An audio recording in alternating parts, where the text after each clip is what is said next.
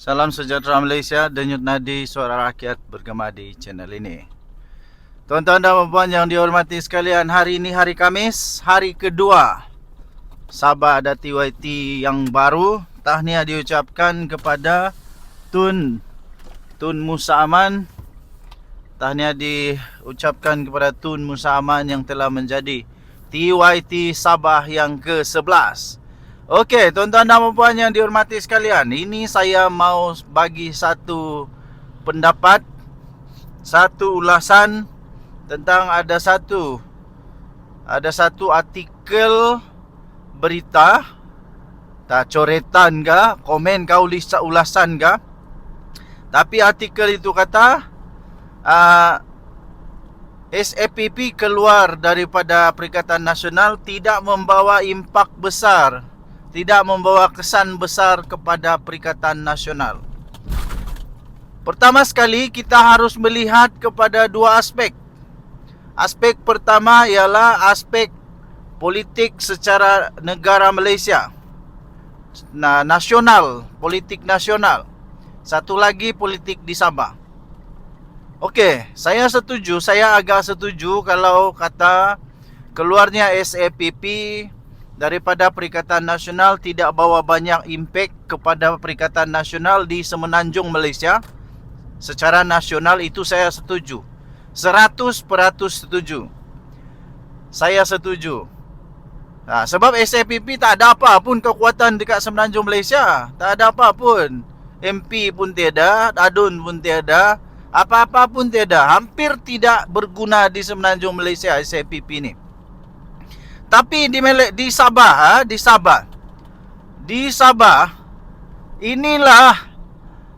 inilah nafas terakhir Perikatan Nasional. Inilah yang saya sebut sebagai penyambung nyawa Perikatan Nasional di Sabah, terutamanya untuk bersatu.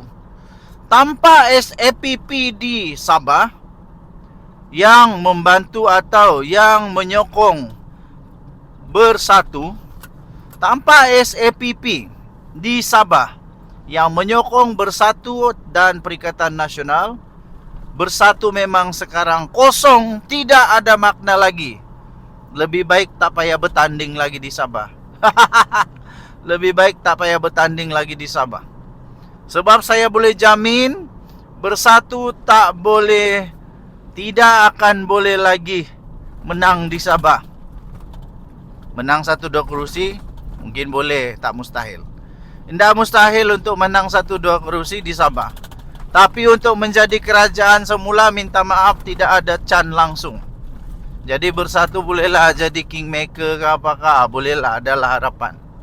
Mungkin yang boleh menang ini mungkin Ronald Kiandi lah. Ronald Kiandi, mungkin ada beberapa lagi yang boleh menang di Sabah. Tapi untuk menang lebih daripada 5 kerusi, saya fikir itu mustahil.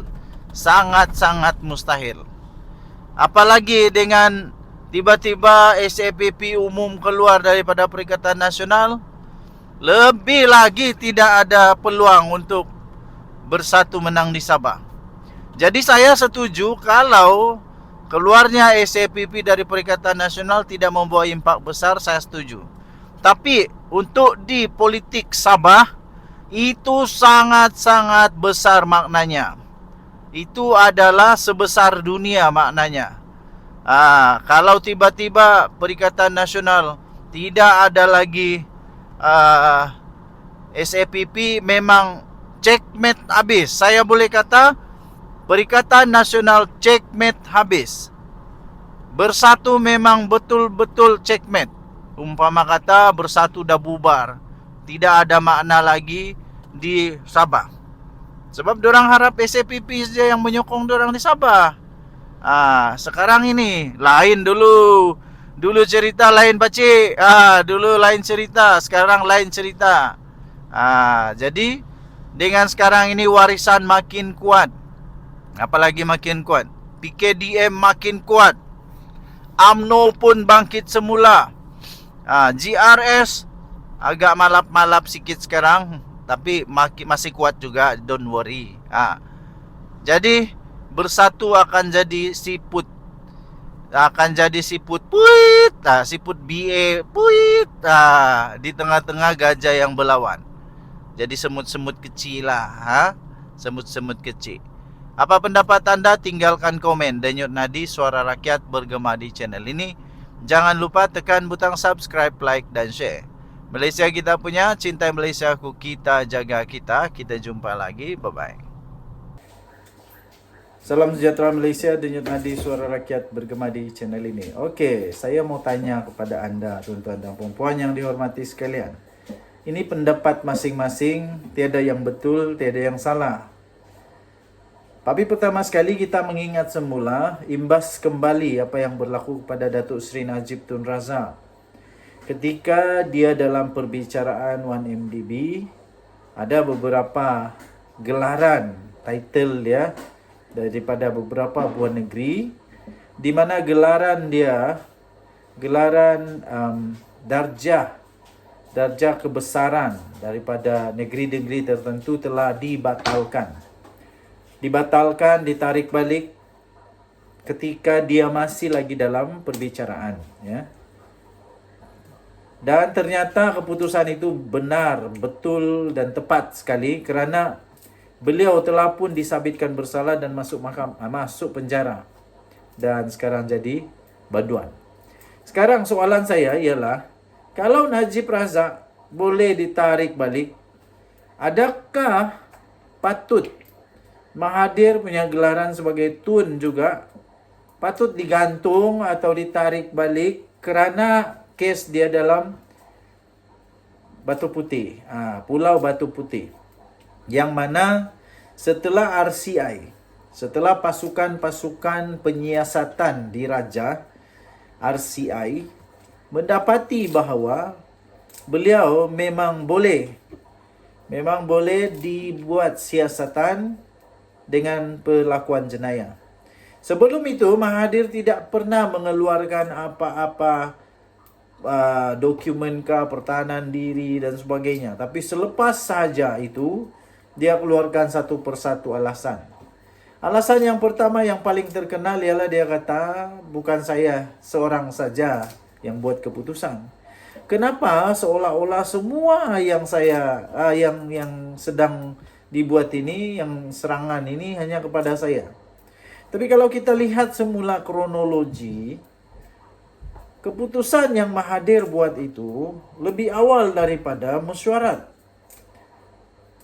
Pendapat Mahathir bagi dalam surat itu, dia kata pendapat dia ialah supaya rayuan itu tidak diteruskan lagi. Itu tariknya lebih awal daripada mesyuarat pertama kabinet pada tahun 2018. Dan Wan Azizah, kemudian Mat Sabu, Anthony Locke tampil memberikan penjelasan bahawa dalam mesyuarat itu bukan perbincangan, tetapi hanya satu, seolah-olah seakan-akan satu makluman bahawa keputusan telah dibuat, dan bukannya perlu untuk memberikan pendapat untuk batalkan keputusan Mahathir kah? Tidak. Lagipun, siapa yang berani lawan cakap Mahathir? Siapa yang berani lawan cakap Mahathir?